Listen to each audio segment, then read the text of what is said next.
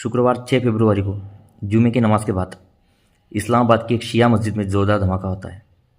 इस धमाके में अब तक 40 से ज़्यादा लोगों के मारे जाने की खबर है और सैकड़ों घायल है। अगर खबरों की मानी तो एक सुसाइड बॉम्बर अटैक था। ब्लास्ट के बाद मस्जिद को सील कर दिया गया है और इस्लामाबाद में इमरजेंसी लागू कर दी गई है।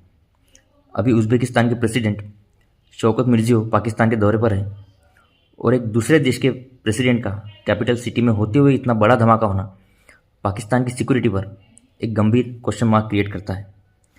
ये हमला इस्लामाबाद की तेलाई इलाके में हुआ जो कि शिया बहुल इलाका है। घायलों को Pakistan institute of medical science and polyclinic में उनका इलाज कराया जा रहा है। पाकिस्तान के प्राइम मिनिस्टर शहबाज शरीफ ने हमले की इंक्वायरी करने के आदेश दिए हैं। पर सोचने वाली बात यह है कि हमला किया किसने, क्यों? अगर आप हमले की लोकेशन और टाइमिंग देखेंगे तो कुछ कड़ियाँ आपको मिलती हुई दिखेगी। शुरुआत में तो इसमें टीटीपी का नाम आ रहा था, पर अभी आईएसकेपी ने इसकी जिम्मेदारी ली है। ये आईएसकेपी यानी कि इस्लामिक स्टेट खुरासान प्रोविंस वही संगठन है जिसके ऊपर आरोप लगता रहा है कि उसको पाकिस्तान की इंटेलिजेंस एजेंसीज ने क्रिएट किया है तालिबान के खिलाफ लड़ने के लिए या अफगानिस्तान के खिलाफ लड़ने के लिए। तो बात यह थी कि पाकिस्तान की मिलिट्री फोर्सेस हर वक्त तो तालिबान के खिलाफ लड़ नहीं सकती, तो उन्हें किसी ना किसी एक ऐसे आउटफिट की ज़रूरत थी जो उनका काम करे और इसीलिए आईएसकेपी को निर्माण किया गया। इस तरह की खबरें हैं। और जैसे कि शुरुआत में इसमें टीटीपी का नाम उछाला जा रहा था तो उसके पीछे भी एक लंबी पॉलिटिक्स थी।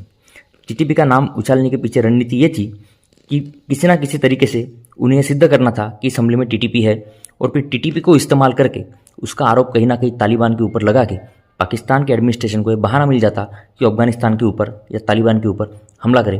पर बीच में आईएसकेपी ने कूद के कहीं ना कहीं उनके इस प्लान को नाकाम किया है। अगर हम वर्तमान स्थिति की बात करें तो तालिबान सरकार और ईरान के बीच अच्छे संबंध है, तो इस बात का तो कोई अंदेशा ही नहीं होता है कि टीटीपी या तालिबान से संबंधित कोई संगठन शियाओं के ऊपर हमला करे।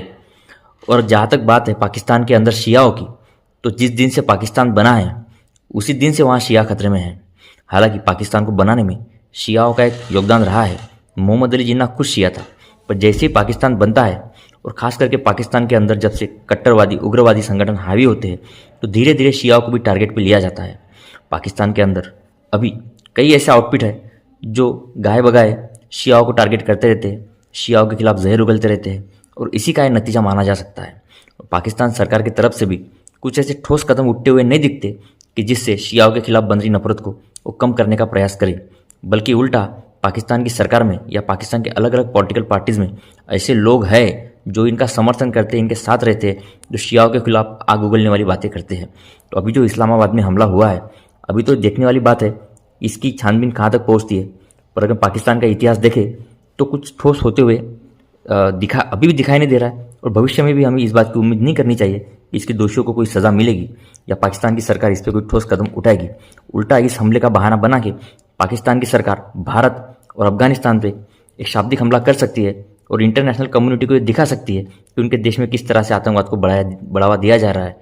पर पाकिस्तान के अंदर जो आज आतंकवादी हमले हो रहे हैं, जो मासूम लोग मारे जा रहे हैं, उसके लिए कहीं ना कहीं पाकिस्तान की सरकार, पाकिस्तान के एडमिनिस्ट्रेशन ही जिम्मेदार है।